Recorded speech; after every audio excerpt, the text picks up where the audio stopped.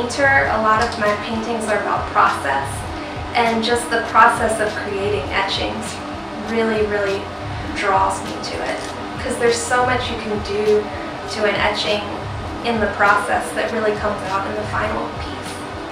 I love that printmaking, you can make many of it. It's not like, I don't think that people should use it as an assembly line process, but to be able to have multiples of something I think is really nice, because you can give it out or sell it and it just becomes so widespread so easily, kind of like how things are on the internet.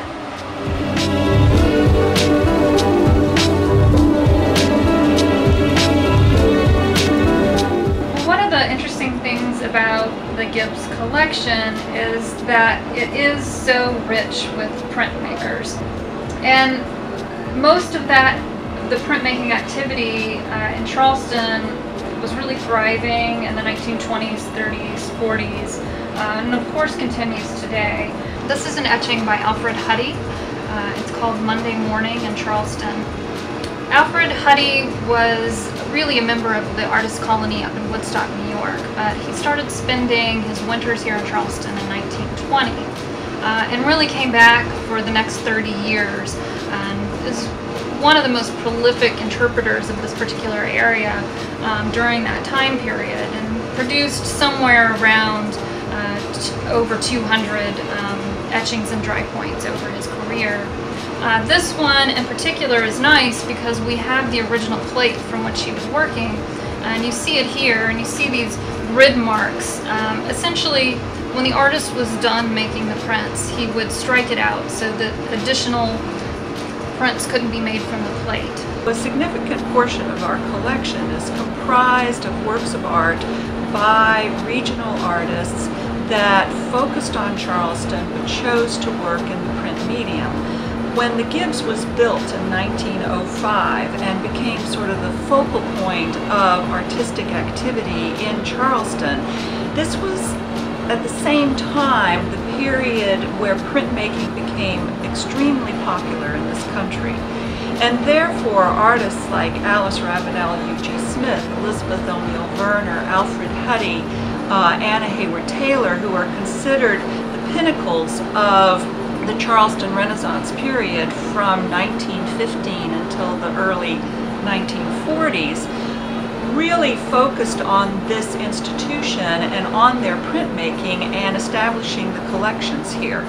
All four of those artists in some way or another left their legacy to this institution and were in some way related to the institution, either as board members or as teachers or as students here. It's really quite fascinating.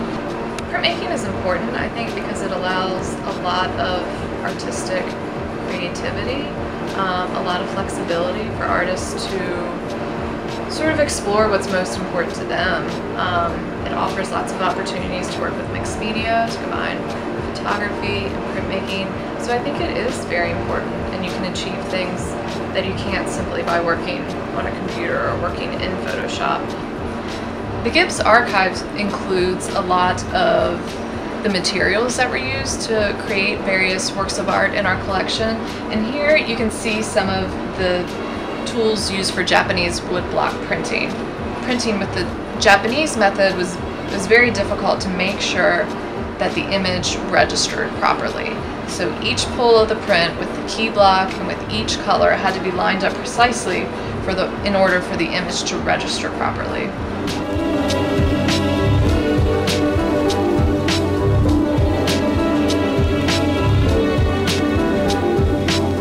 It's so nice working with the wood grain, and each piece of wood is going to be something different. So you get different flow with each cut, but it's all in the mark making. And when you're working on a block, it's very sensuous, and it's just really nice to carve it, honestly. The printing's fun too, but it's really, with wood specifically, it's about the carving.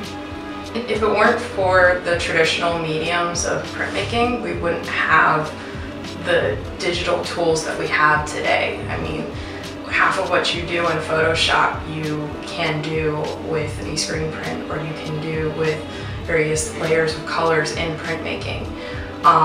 And I don't think it's necessarily traditional versus digital. I think that as art progresses, as artists make more art, you're going to find that digital and traditional find this plane where they work together. You're going to find where digital complements traditional and vice versa. So I think it's important for both mediums to stay alive and for artists to just continue experimenting, because in the end that's what it's all about.